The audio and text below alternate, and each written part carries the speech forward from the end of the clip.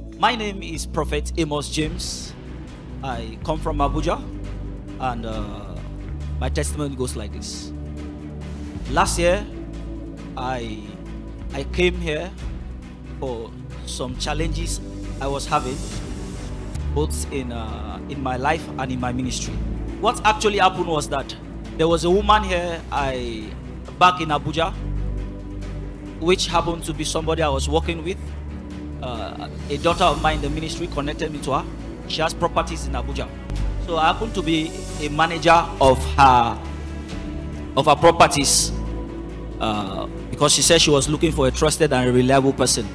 So after some time, we got talking, and I started working for her. We agreed, and after some time, I had issues with her.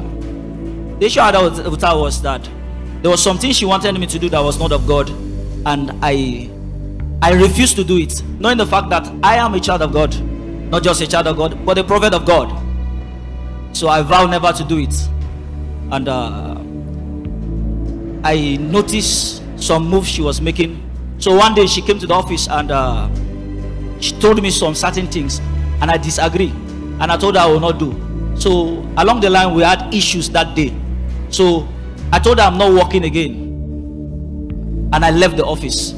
So immediately I left, she called, and she told me, Amos, or whatsoever you call your name, I will deal with you. I didn't respond. I switched off the phone. So the next day, I went somewhere around in town, Abuja, with a pastor friend of mine, and I saw a strange number calling me. I picked the call. I say, hello, who is this?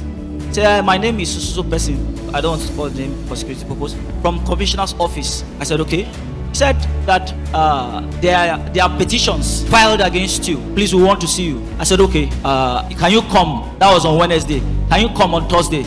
I said, please, let me check my schedule. I will get back to you. So immediately I said to myself that, look, this is a spiritual battle. I know where I will go to end this mess. Hallelujah. So the next day, I didn't call him. I just took the available car back to. I came to Mercy City here. Went to the mountain, did some prayers, did some spiritual exercise. After which I went back to Abuja. That was on Monday. When I went back, arriving at the commissioner's office, although I went to my lawyer, and the man looked at me, the commissioner looked at me and said, is it the young man? I said, yes, but this young man looks gentle. Somebody put your hands together for Jesus. For some of us that are first people here, we know that if you have an issue with the police, the first place they report to is the nearest police station that is nearest there. But she didn't report me to the nearest police station because the property I managed was in the heart of Abuja in Metama. She took me down to commissioner office because I knew her with the commissioner, and the commissioner was her elder's sister's friend. So she had already saw, and she told the woman that connected me that she will make sure that I rot in jail.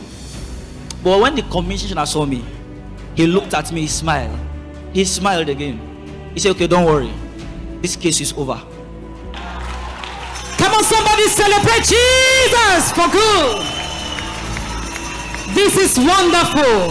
So my lawyer was now pinching me that he was whispering to me that I should not mind what the commissioner is saying. No, that all those things they are doing is arrange you, they want to set me up.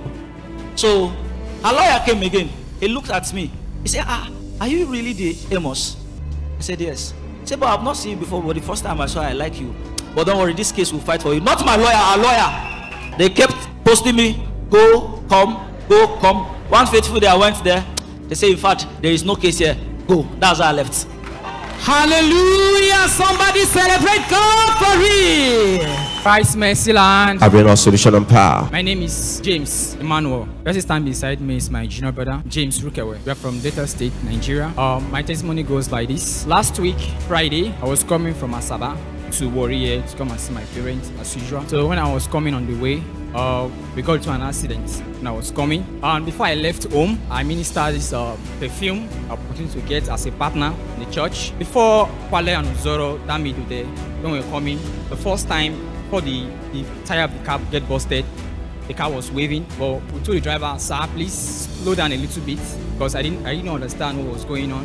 So when we were coming, just before NAPC filling station, Kwale and Uzoro, there the tire burst and the car somersaulted once. All this incident was happening. The road was clear, no vehicle came in, everything was just going good. As I know, because when the thing happened, I was not even scared. I was so confident. When people were shouting, oh, hey, I beg you, I beg you, I was so confident. I didn't even shout. I was saying, guys, calm down. Nothing will happen. Nothing will happen, because I know that God of Jeremiah is with me. Can we put our hands together for Jesus? Can we see the video out there of what our brother is saying? The vehicle somersaulted. You can see the vehicle out there, upside down. And people of God, humanly speaking, there was no way for him to survive. And I was among the 3 people that not get much injury. The rest was so much. So wow, that means the others got injured. Yes. But God preserved you. Yes, sir. When the car somersaulted, I observed that there's a leakage of fuel from the tank inside the vehicle when we were inside. The fuel was pouring in so much, but... So the fuel was pouring on you guys. Yes. It means there was a probability for the vehicle to explode. Yes, sir. Can we put our hands together for Jesus? Mercyland. Administration and power. My name is James Rukewe. So in addition to what my brother said, 2 days before he came, around 3 to 4 a.m. in the morning, I had a dream. I saw my elder brother and my father in a farm. So a man came and stabbed my brother and stabbed my father too. They were bleeding heavily in the dream. The same thing, my mother had the same dream. My elder sister, they call her Sister Vita, she had the same dream. My elder sister again, Sister Kemute, she had the same dream. The same day. Oh. So immediately that thing happened, early in the morning, I had to come to the mountain. After the mountain service, I went to Fire Mountain. So as I got to Fire Mountain, I prayed and prayed, then I dropped a sacrifice at the altar right there. I said, anybody that is planning to kill any member of my family, they will carry their death and die. The next You did not hear that, people of God. And you are just sitting down like that. Jump on your feet and shout power. Shout power. Shout power, power, power, power, power, power, power. So what can you say to viewers out there watching you right away? Number one, this is an advice to all mothers. If you have more than 1, 2, 3, 4, 5 children, don't sit at home and do nothing. Always pray. I always bear a witness. My mother, every night around 12 p.m. in the night, she always wake up and pray that our children will not die untimely death. So, without this prayer and going forth and coming in, God has preserved all his children. And like right now, we're not doing well before. Poverty know our name for our family. Now where children that they better, the household wish they walk or gather. Say they walk or kill us. You not go walk. Hey!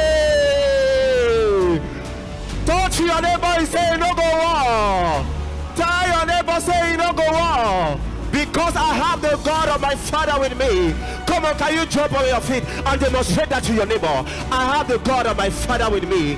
He's walking with me. Wherever I go, blessings follow me.